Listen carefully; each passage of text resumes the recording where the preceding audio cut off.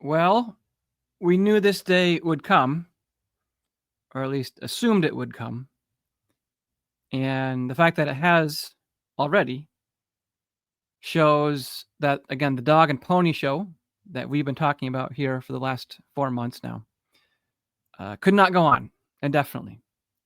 That Leo would blow his cover sooner or later, that the fancy vestments, the speaking in Latin, that it would all give way, and that we would finally see, for everybody to realize, you know, who he is. And that's on full display to everybody now, given Leo's comments about Dick Durbin, Colonel Cupich situation. And honestly, well, there's a lot to say about this. And first of all, welcome to this new show we're calling Trad Watch here at Cox News. We're toying with the idea of Trad Watch Wednesday. I'm not sure we'll keep it to Wednesdays. Maybe Trad Talk Tuesday, Trad Watch Tuesday. We'll see. It's a working title. We're a lot of things in motion here. But the topic of this show, and broadly speaking, is to cover the trad movement, to discuss things mostly about Leo and the Vatican. So it'll be a bit different than Church and State and the special reports that we've been doing already. So, there's a lot to say about this. In my view, this is the second biggest day in the last 4 months. The largest was probably the LGBT pilgrimage. This one might even be bigger because of the ramifications of it, right? Because the LGBT pilgrimage with James Martin to the Vatican, that was memory hold pretty quick. Like 2 days after that, news broke that Cardinal Burke was going to do the Summorum Pontificum Latin Mass in the Vatican. I don't think the establishment trads have something in their ammunition to bring out in the next day or two that will make this go away. Because this is going global. It's going viral. Non-Catholics are seeing this for what it is, that Leo's just an open borders, pro immigration, liberal. And that he just literally threw the entire pro-life movement under the bus. And those 10 brave clergy, those conservative, so-called, again, conciliar conservatives, speaking up against Cupich under the bus.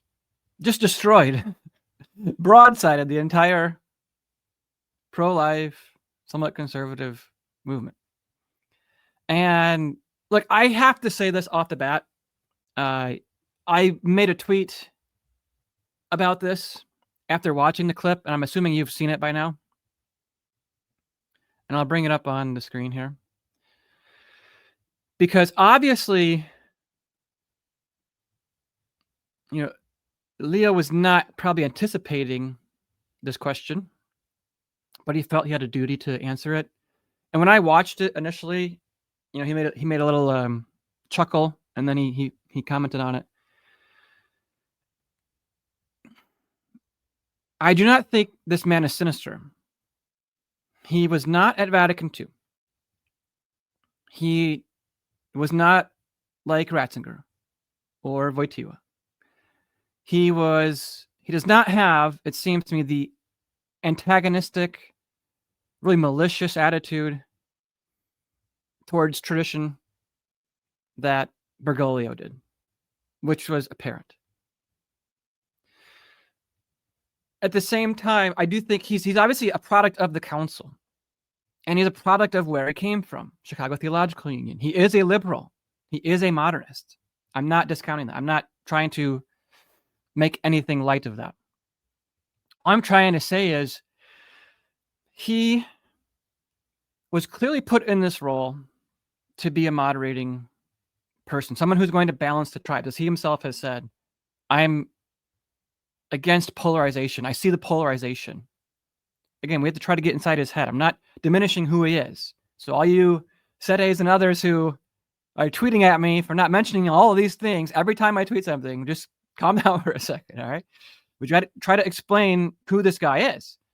I think he's like a lot of Novus Ordo people who are stuck in the diocesan structures, who don't know what they don't know, who have bought hook, line, and sinker the lies about the pre-Vatican II church, who've never really studied them in depth because, again, they were told, hey, the Holy Spirit was unleashed at the council, that there was a new springtime taking place. And Prevost from Chicago, looks up to John Paul Ratzinger. He's a product of the situation. And I'm not saying that means we should diminish our intensity in calling out the things he's saying. You all have been here with me since the beginning, raising the alarm about the Trad Inc. cover-up job that's been going on now for 4 months. And seeing and hearing from me what Prevost believes. We do need to, however, have some context for him. And I do think he's not like the others. Again, I'm not excusing it. We just need to go into this situation with some of that in the back of our minds. Because, again, here, it's easy right now for us, for those who've been in this fight for the last 4 months, to bring reality to the world, to bring red pills to everybody, and we've been trashed for it. Chris Jackson, one of the most brilliant writers on this subject, along with Kelly Esquire and others, he let loose, and I do not blame him. I agree with the sentiments here. To those trad media types saying the wait and see, please give it up. The longer you run cover for this guy in hopes of trying to manipulate TLM concessions out of him, the more disingenuous you will appear to your audience. They won't be able to trust you in the future. It's absolutely right. You hid this from them. I reported that Leo preached seamless garment and loved Cupich back in May. If you had done your job, they would have seen it coming instead of being shocked by them now. Your audience of sincere trads who trust you deserve to know the truth, and you have a journalistic duty to report it. Your strategy has been and continues to be an abject disaster, only getting more embarrassing by the day. Absolutely right. Absolutely right. Now, I think those of you all in the movement, the establishment side of things, I know you're watching, and you might be expecting me to have a big party tonight and to dunk on everybody and to go through the list of my enemies and call you all out. But let me say this. I hope you use this moment to realize, where Chris, where Kelly Esquire, where the rest of us have been coming from the last 4 months, and how the behavior that's been on display, calling us names. And I have to bring this just one up real quick. This is a comment made on a Remnant article. Chris Jackson put it on his blog. And presuming Remnant 1967 is Michael Matt. I don't know. Presuming. It seems that it probably is. Why do so many trads have zero strategic sense anymore? He talks about Thomas More. And he says, Thomas More was strategic and a lawyer. He knew that any idiot could go off half-cocked because he knew true statesmanship needs strategic patience and time. Similarly, any idiot can denounce Pope Leo as Francis 2.0. It doesn't take courage. There are morons all over the internet doing it right now. It feels good, sure, since they have nothing to lose, and their little online fans will hail their great integrity for saying it like it is. But then what? What comes next? So, I think you could understand how justified, myself and others would be today to, rub Michael and anyone else's face in the mud here. But let me say this.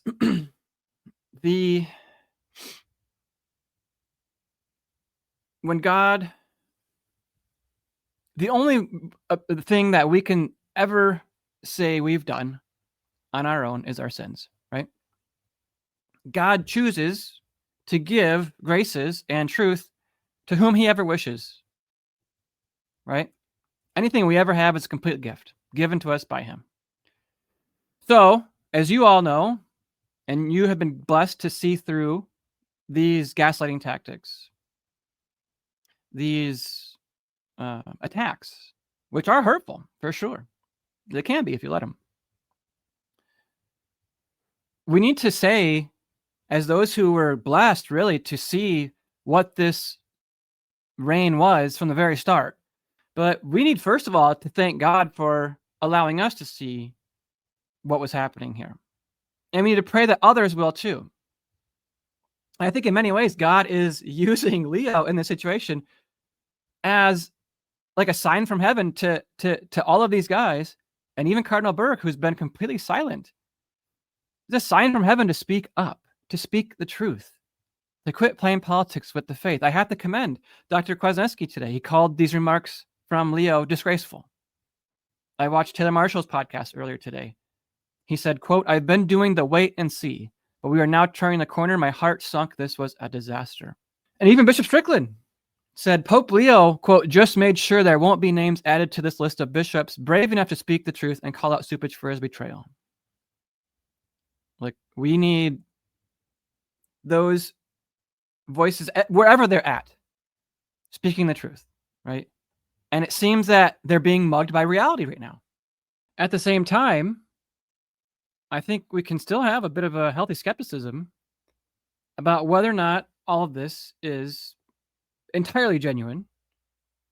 Because again, this has happened before in the past. It's too obvious to ignore the scandal of the situation. So, is this again the grift in action? Just reading the winds of the market and seeing where things are blowing? Certainly possible. I think there's a lot of people who share my outlook and have been fighting the fight the last 4 months and saying, hey, look, you all knew this was going on already. And yet now you're conveniently converting to the truth. You're just trying to gain that currency back. Again, this is where the term Trad Inc. comes from, right? As Archbishop Vigano said in one of his recent statements, this is reading the marketplace and treating this industry as shareholders. I'm not going to demand an apology, although it'd probably be in my right, and Chris and Esquire, everybody else who's been out here, the sedevacantists, you guys have been getting dunked on for decades. You'd be entirely within your rights to demand an apology from everybody in this whole trad sphere. But I don't think we need to do that. If they want to do that, it will reflect very highly on them on their own accord. That's how these things should go. Again, the enemy is in Rome. There's just a lot of misguided and mistaken Catholics out there. And it's not easy to get along with, for sure. And we need to keep reminding them, because I've seen 1 Peter 5 put out a tweet continuing to urge the silent treatment, to say, well, hey, quiet down. He's going to give us some Latin Mass. Now, if that continues, we just need to pray for them to wake up and to continue to speak the truth, and which we will. This is not an appeasement here, this episode, but it is to say, look, let's get back to where we were, right? We've reached an impasse. Okay, this is an impasse with the trad establishment, Trad Inc. Okay, you've noticed I haven't used that term lately. I've softened up on that a little bit, but it's legit. And if they want to come back and be the lions of doctrine they were, or rather what they were seen as, let's say. Now's the opportunity. God's given you this golden opportunity on a platter, on a silver platter. Will you take it? Or are you going to let it fall through your hands? And on Judgment Day, God's going to say, hey, did you speak up when I showed you what was going on amid the chaos? Now, I understand it can be for many people who are not there yet on this crisis, who do not see it clearly. There's a lot of people in this trad establishment movement who do not see it clearly. Y'all need to come to grips with reality. We're not doomers. We are following in the counter-revolutionary steps of those who came before us. The Vendée, the 18th, 19th, and 20th century anti-liberal popes. Archbishop Vigano, Cardinal Taviani, at the council, fighting against liberals and modernists. Archbishop Lefebvre and others in the modern times. Come around to the truth. Use this opportunity. Do not dig your heels in and say we need to play politics with the Latin Mass and keep quiet. That's not how we're going to get out of this.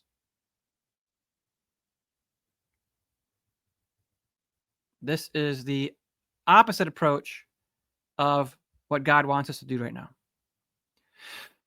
Here's 1 Peter 5.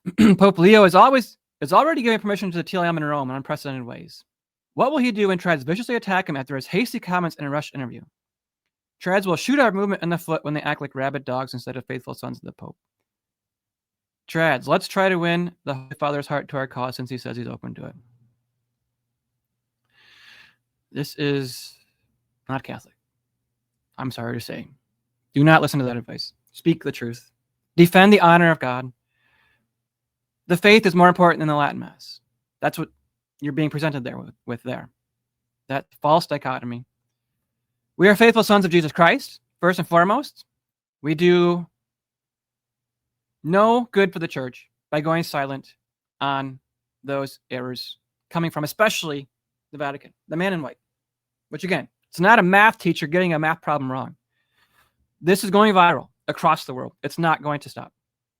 Jack Posobiec weighed in. You're going to have more politicians, Democrats especially, leverage this for, I would just run that quotation from Prevost on loop if I'm a Democrat next time I run for office.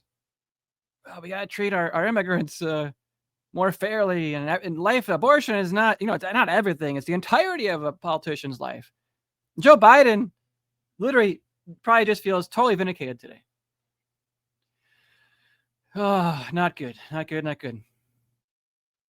But in a way, it clarifies things, right? Again, God uses these sorts of things for truth, for truth to be exalted.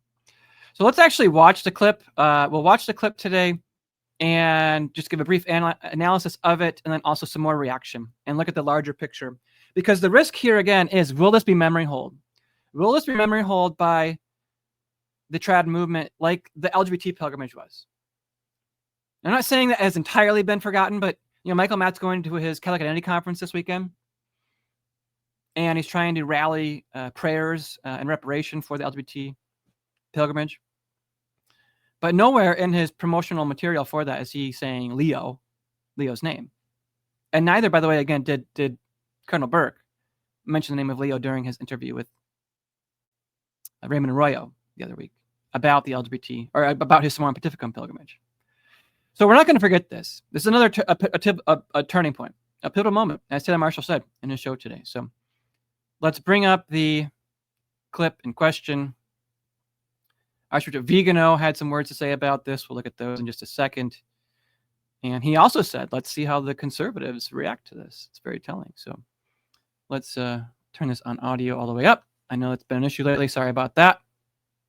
Just wanted to ask one thing that has become a bit of a divisive subject in the U.S. right now, with Cardinal Cupich giving an award to Senator Durbin. Some people of faith are having a hard time with understanding this because he is he's for legalized abortion. How would you help people of faith right now decipher that, feel about that, and how do you feel about that? I'm not terribly familiar with the particular case. I think that it's very important to look at the overall work that a senator has done during, if I'm not mistaken, 40 years of service in the United States Senate. I understand the difficulty and the tensions, but I think, as I myself have spoken in the past, it's important to look at many issues that are related to what is the teaching of the church. Someone who says I'm against abortion but says I'm in favor of the death penalty is not really pro-life. So someone who says that I'm against abortion but I'm in agreement with the inhuman treatment of immigrants who are in the United States, I don't know if that's pro-life. So they're very complex issues. I don't know if anyone has all the truth on them, but I would ask first and foremost that there be greater respect for one another and that we search together, both as human beings, in that case as American citizens or citizens of the state of Illinois, as well as Catholics, to say we need to, really look closely at all of these ethical issues. Yeah, so this is just the Cardinal Bernardin Chicago-style seamless garment of life ideology on display. And it's quite abhorrent because, well, a number of things that he says there. Not everybody has the truth, is what he said there. Of course, the church does have the truth, the fullness of the truth. He also said greater respect. So the implication being that Durbin and his decades of pro-LGBT and pro-abortion laws, support for those sorts of laws, really he's trying to minimize basically that. So greater respect, as if there's some sort of middle ground that can be reached here. His statement on the death penalty, supporting the death penalty as being not Catholic, is blatant heresy. Again, that's taken from Francis Bergoglio, who just out of the blue said it's inadmissible, right? Attacking centuries of established church teaching. So he's promoting a heresy there. Leo's basically saying open borders is what we need. He's said this multiple times already. We know that his statements echo what his tweets were before the conclave, where he criticized J.D. Vance, President Trump, and others. So this is the most mealy-mouthed answer you can give. It's not something... He didn't avoid giving an answer. He literally gave his liberal pro-Cardinal Cupich response. And this is what Cardinal Cupich used to justify giving the award to Durbin. It was out of his concern for human dignity, is what Cupich said. And so Leo, again, is inverting everything here, when there is, in fact, a hierarchy of ethical, moral questions, right? The murder of an unborn person and a woman's child, the murder of an unborn person in a woman's womb is far more evil than anti-immigration laws. In fact, anti-immigration laws are actually pretty good. They protect a country's culture, ethnicity, makeup, religious identity, values, etc. Besides the fact that we already know that these migrants are being weaponized to flood Western countries, dilute the Christian character of them, and that many of them rather, are unsavory characters, as President Trump said at his United Nations speech recently. So, Archbishop Vigano gave a really good response to this. He talked about, again, how this is a continuation of the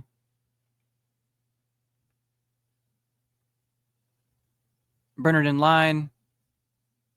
Here's what he says here. Contrary to what Leo claims, there is nothing complex about any of this, except for his refusal to affirm the truth and his concern not to delegitimize Cupich, a powerful heir and disciple of Joseph Bernardin, who again was a cardinal in Chicago in the 70s, 80s, 90s, and Theodore McCarrick. The modernist strategy, Vigano continues, does not directly deny the dogma, but domesticates it in the name of the evolution of dogmas and renders it inapplicable in practice, hollowing it out. He goes on to talk more about a lot of this. You can go on this on Twitter. He says here at the very end, if the Roman pontiffs had wanted to avoid polarization, which is something that Prevost had said in his interview with Crux magazine, as seems to be Leo's primary concern, the Catholic Church would not have lasted beyond St. Peter. It seems Prevost intends to follow. He mentions Prevost. So that's the first time I've heard him refer to Leo as Prevost. Intends to follow in Simon's footsteps in the courtyard of the Praetorium, rather than to follow Peter in bearing witness to the faith. What will the conservatives say? And again, this is, I think, Prevost wants to try to balance all this. It's not going to happen. He wants to avoid polarization. It's not going to happen. And it's a great point by Archbishop Reganum that you can't do that. What he should have said was, I find the award, I've heard a little bit about it, maybe. It sounds like he definitely knows more about it than he actually is suggesting, that he doesn't know much about it, because he's from Chicago.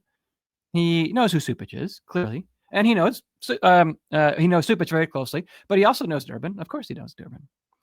So, to sort of feign ignorance, and perhaps it is ignorance, I don't know. But he seems to say, well, I don't know all the details. And then he goes on and explains basically everything about the situation. So that's the interview. How has everyone reacted? I'll bring it up on the screen here. Just a couple interesting ones. Again, I said this is Cardinal Burke being given an opportunity here. It's like a sign from heaven. It's like a lightning bolt from heaven to finally speak up. Will he do it? Who knows? Anthony Abate from Avoiding Babylon. Don't worry, everyone. He'll sing the Pater Noster tomorrow, and all will be well again. Anthony Stein. Yeah, it's really, really bad, but zip it if you object, you sad, mad, trads. Right? My buddy Oaks down in Chicago. Mahound's Paradise. No one will remember whether a lefty politician did or did not get an award from a lefty cardinal. Who really cares anyway? But everyone, especially pro-aborts, will remember that Leo blew a hole in the pro-life movement and tarred most pro-lifers as being bad Catholics. That's it. And we need to remember that. And I think, again, Leo is building on and cementing the Francis revolution, the Francis regime, what he put into motion, as well as obviously the Second Vatican Council's revolution, right? It's just the latest incantation, iteration of it.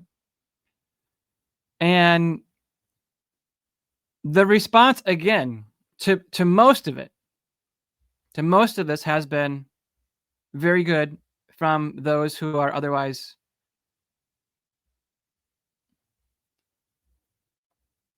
have been covering up for him. But again, we have to make note of what's going on here at 1 Peter 5. This is running interference still. They said the Pope is right that pro-life is more than child murder. The American foreign policy supporting unjust war, for example, is also a contradiction. I agree with that. I have long called out those who bestow and give awards to people like Lindsey Graham and others who just abuse the anti-abortion vote. And fortunately, Kristen Hawkins at Students for Life has come out and condemned this. But Lila Rose, who lately has been trying to make more inroads into being a Catholic apologist, has not said anything, as far as I know, as to the recording of this show. Says a lot, I think. And let's go back, though, to what 1 Peter 5 was saying here. However, the Holy Father was pressed by the media to say something, and this statement suggests that the Holy Father does not understand how the media has been manipulating the church for generations. Again, back to the media. This is what they said under Bergoglio as well. The media is misunderstanding him. Does he really not understand the power of his incomplete statement? It's not incomplete. He gave a full defense of the Cupich seamless government of life position, and he's had those positions before the conclave. And Trad Inc. knew about it and sat on it and covered it up to play politics to get the Latin Mass. We've been telling you all along, by the grace of God, right? 1 Peter 5 goes on, media does not care about truth. They care about money. So they try to get a statement instead of what they should have happened. Paprocki and Cupich both go in person to the Holy Father. privately, and Leo resolves it. I mean, that's what's going to happen. That's the solution. You want both Illinois bishops to fly together when they're completely at odds over this, to go to Leo and ask him, well, can you resolve this privately?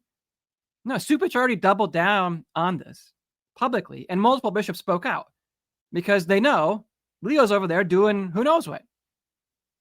And he actually even said, Leo said, I prefer that those bishops in various countries deal with things basically themselves.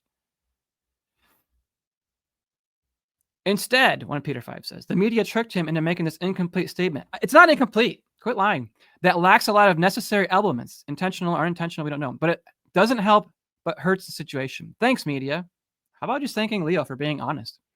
This suggests he is also looking at American politics like a man from Peru, where Marxists murder and the poor are starving for priests and food. Look, this is not right. This is I can't believe how bad that is. And I'm sorry to maybe contradict myself earlier when I was saying let's extend olive branch, but this is awful. Get back to reality. This is a moment God's giving you to see the truth of the situation going on. It's not incomplete. It's not a hasty, rushed comment interview. He could have said no. He said, sorry, I'm still studying the issue. But again, he's a product of the conciliar institution, right? And I think it does speak to the volumes of how the rad trads have been right since day one. As Father Nick said in one of his recent Substacks, why are the rad trads always right? And I would even add, why are the sedevacantists often always seeing these things as the way they are? Because they understand the crisis is not just about the Latin Mass. It's about doctrines about Vatican II. It stems from there. It's the Vatican II revolution, the French Revolution in the church. We must resist making a deal with the usurpers and swearing an oath of loyalty to the conciliar church, right? To the false religion of the council. Just like the Vendée, when they were conscripted and when the priests were asked to swear an oath to the new constitution, they said, no, we won't do it. This is why Lefebvre and others who have resisted to go along with that have been so strong, and why they are the true counter-revolutionaries, right? So that's it for today, everybody. That's what we have to say. We hope this will be a wake-up call for more and others, and that they will come to, again, realize the extent of the damage, not just of these marks, for the past 4 months, and of the past 60 years, to be honest, right? Because that's what it all stems from, right? All right, so thanks for tuning, everybody. Make sure that you liked this show below, and follow us on YouTube and Twitter, as well as Rumble. That always helps grow our voice over there as well. Make sure, if you really like this show, to donate if you can. Go to buymeacoffee.com/Stephen Cox. That really helps us a lot too, because there are a lot of voices out there, but I think if you really appreciate ours, please support us. Go to our Substack as well. Again, thanks everybody, and God bless. Take care.